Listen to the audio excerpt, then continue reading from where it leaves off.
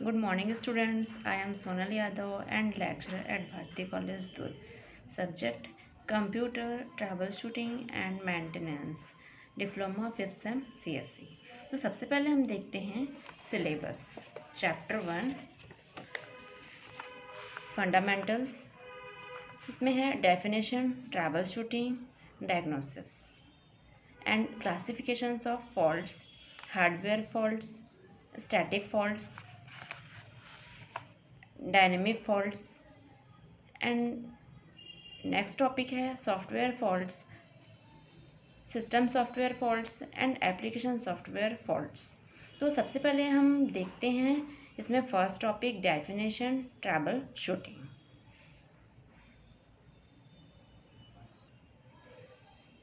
It is a form of problem solving often applied to repair failed product or processes on a machine or a system. It is a logical, systematic search for the sources of a problem in order to solve it and make the product and process application product operational again. तो हम देखते हैं कि definition trouble shooting का। Trouble shooting होता क्या है? Trouble shooting means समस्या निवारण। मीन्स अगर हम जब पीसी ऑन करते हैं तो पीसी ऑन नहीं होता है, या फिर पीसी जो है वो वर्क, जब हम किसी भी पीसी में वर्क करते हैं तो वो वर्क होते होते वो स्टॉप हो जाता है। तो उसमें जो भी प्रॉब्लम आते हैं उसको सॉल्व करना ही ट्रबल शूटिंग कहलाता है। हमारे पीसीस या लैपटॉप में जो भी हम वर्क करते हैं या तो जो भी हमको प्रॉब्लम होता है उसको सॉल्व करना ही ट्रबल शूटिंग कहलाता है। और जब हम ट्रबल शूटिंग करते हैं तो सबसे पहले हमको किसी भी इंफॉर्मेशन को कलेक्ट करना होता है कि हमको प्रॉब्लम क्या है, किससे रिलेटेड प्रॉब्लम है। तो सबसे पहले हमको उसको कलेक्ट करना होता है कि हमको एक्चुअल में प्रॉब्लम क्या है। मीन्स हम जो भी वर्क करने वाले हैं पीसी में, तो उसमें हमको सबसे पहले इंफॉर्मेशन कलेक्ट करना होता है कि उससे रिलेटेड कि उसमें प्रॉब्लम कब हो रही है, किस कंडीशन में हो रही है। तो सबसे पहले हमको ये देखना पड़ता है।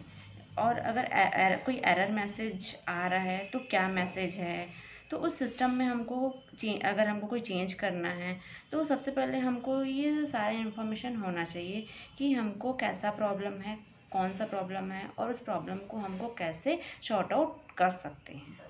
तो जब हम अपने पीसी पर वर्क करते हैं तो हमको ये ट्रबल शूटिंग का प्रॉब्लम जो है वो एक आम प्रॉब्लम होता है। तो उसमें क्या होता है कि हमको ऐसा लगता है कि जब हम अपने पीसी पे वर्क करते हैं तो हमारा सिस्टम स्टेबल है और सिक्योर है, लेकिन पीसी पे है बहुत सारे ऐसे प्रॉब्लम आते हैं जैसे हार्डवेयर फेल होना, या फिर अगर कोई एरर मैसेज है, या मॉलिशियस सॉफ्टवेयर है। ऐसे कई प्रॉब्लम जो है वो हमको फेस करने होते हैं।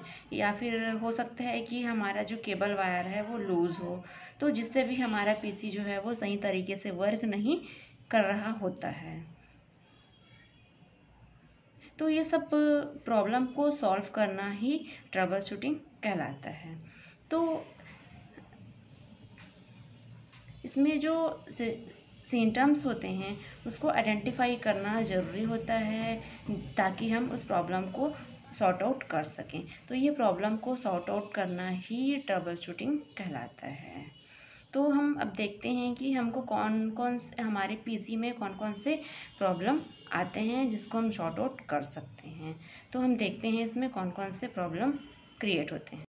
अब हम देखते हैं कि हमारे पीसी में कौन कौन से प्रॉब्लम आ सकते हैं।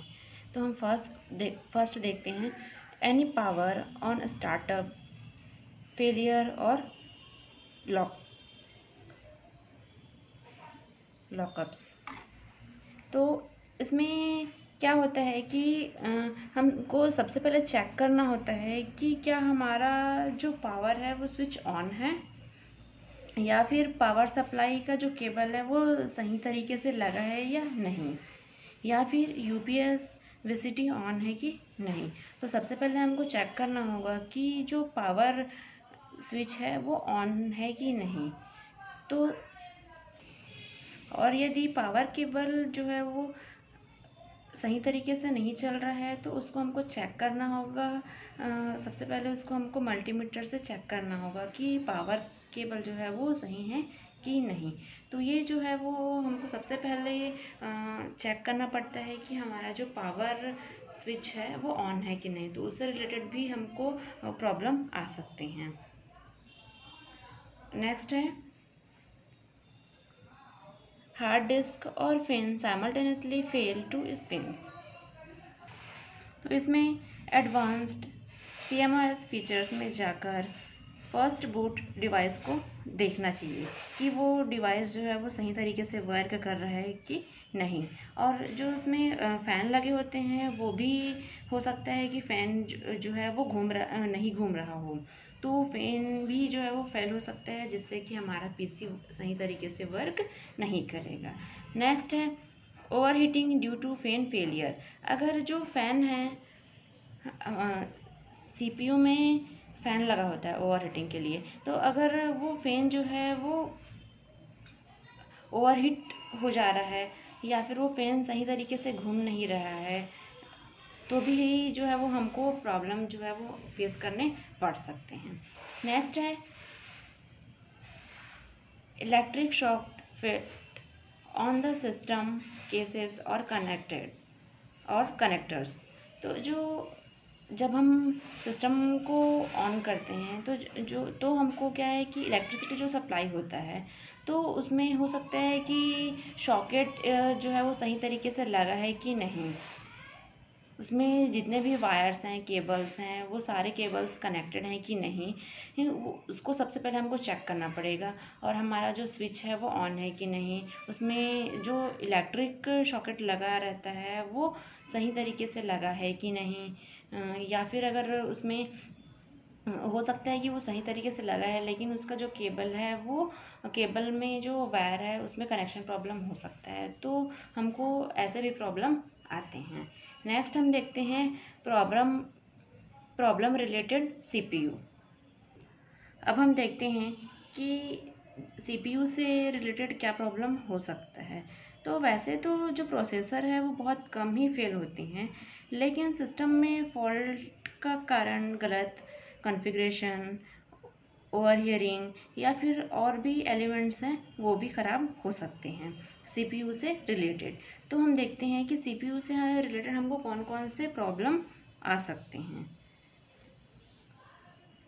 सिस्टम ठीक से बूट हो जाता है परंतु कुछ समय जो है वो कार्य करने के बाद वो हैंग हो जाता है। कुछ समय सही चलता है, उसके बाद वो क्या हो जाता है कि वर्क करते करते हैंग हो जाता है।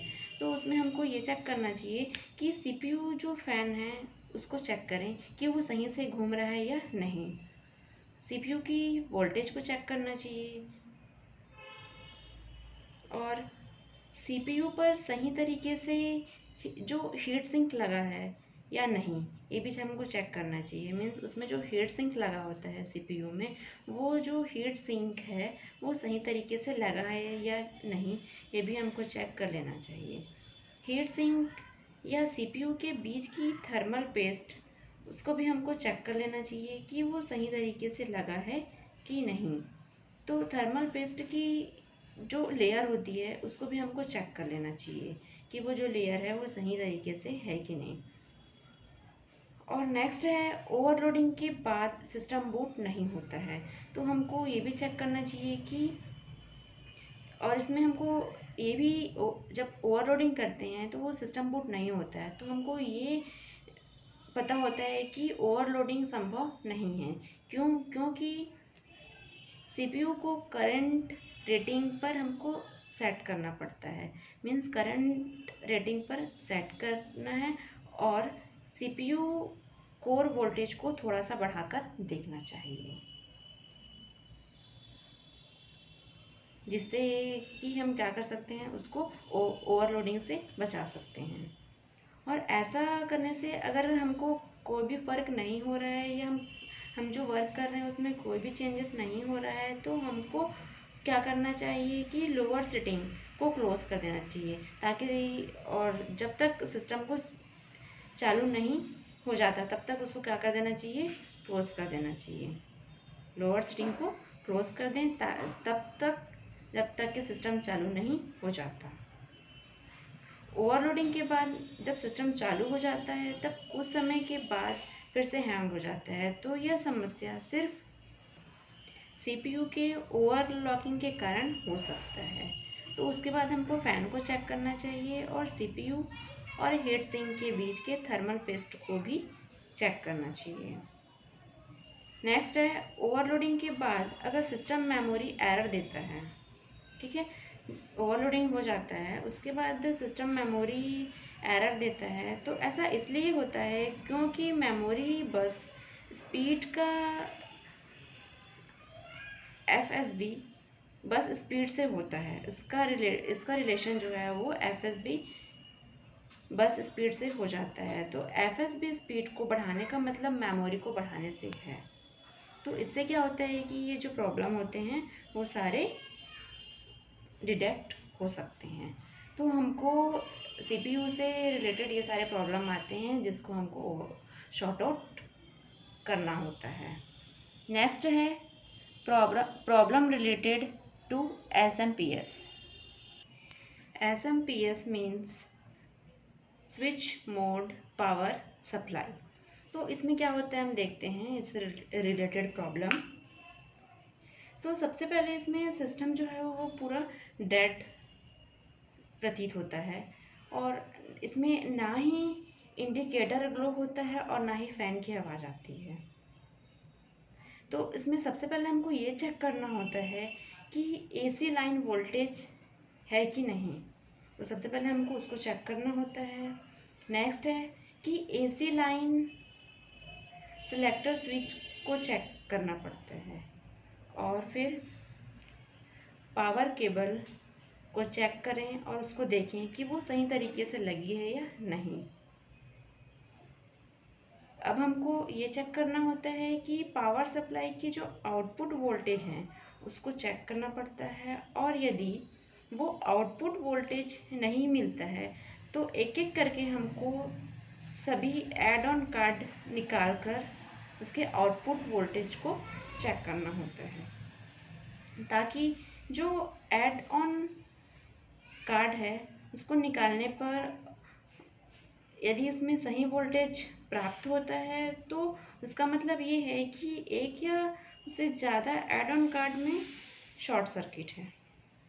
यदि सब कार्ड्स निकालने पर भी आउटपुट वोल्टेज नहीं मिलता है तो सभी डिस्क ड्राइव के पावर कनेक्टर्स को निकालकर उसके वोल्टेज को चेक करना चाहिए। और यदि आउटपुट वोल्टेज नहीं आता है तो इसका मतलब है कि इसमें जो प्रॉब्लम है वो एसएमपीएस के साथ है। और इसमें एक और प्रॉब्लम आता है कि सिस्टम जो है वो कुछ समय चलने के बाद कंप्यूटर ट्रिप हो जाता है। तो उसमें हमको क्या करना चाहिए, सबसे पहले चेक करना चाहिए कि पावर केबल एसएमपीएस सॉकेट में और एसी आउटलेट में सही तरीके से लगा है कि नहीं लगा है। और यदि वो सही तरीके से लगी है तो इसका रीज़न है कि एसएमपीएस कूलिंग फ़ैन हो सकता है, मीन्स जिसने कार्य करना बंद कर दिया है। तो यदि फ़ैन कार्य कर रहा है तो उस फ़ैन का वोल्टेज और एसएमपीएस की वोल्टेज पहले की तरह ही चेक करें। तो ये सारे प्रॉब्लम जो है वो SMPS means switch mode power supply से रिलेटेड प्रॉब्लम हो सकते हैं कि हमारा जो पावर है वो सही तरीके से सप्लाई नहीं हो रहा है, मीन्स इसमें पूरा जो हमारा सिस्टम है वो पूरा डेड दिखता है, मीन्स इसमें कुछ भी पता नहीं चलता है कि ये हमारा जो प्रॉब्लम है वो है क्या। तो इसमें जो इंडिकेटर है वो भी ग्लो नहीं होता है और ना ही फ़ैन की भी आवाज़ आती है। तो इसमें हमको सबसे पहले पूरा चेक करना होता है वन बाय वन कि इसमें प्रॉब्लम जो है वो है क्या। तो सबसे पहले हमको क्या चेक करना होता है कि जो एसी लाइन वोल्टेज है उसको चेक करना पड़ता है, फिर उसमें स्विच को चेक करना होता है, ऐसे करके फिर हमको उसका कूलिंग फ़ैन को चेक करना होता है। तो ये होता है SMPS से रिलेटेड प्रॉब्लम। अब हम इसमें नेक्स्ट देखते हैं प्रॉब्लम रिलेटेड टू माउस, कि हमको माउस से रिलेटेड क्या क्या प्रॉब्लम हो सकते हैं।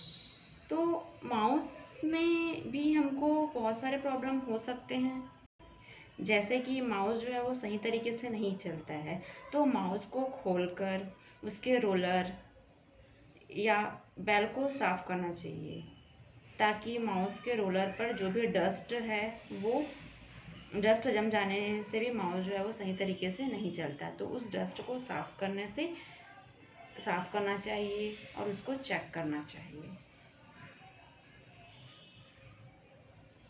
और फिर माउस डिटेक्ट नहीं हो रहा है तो उसमें हमको कौन कौन से प्रॉब्लम हो सकते हैं। माउस की जो केबल है वो चेक करना चाहिए कि सही तरीके से लगा है कि नहीं।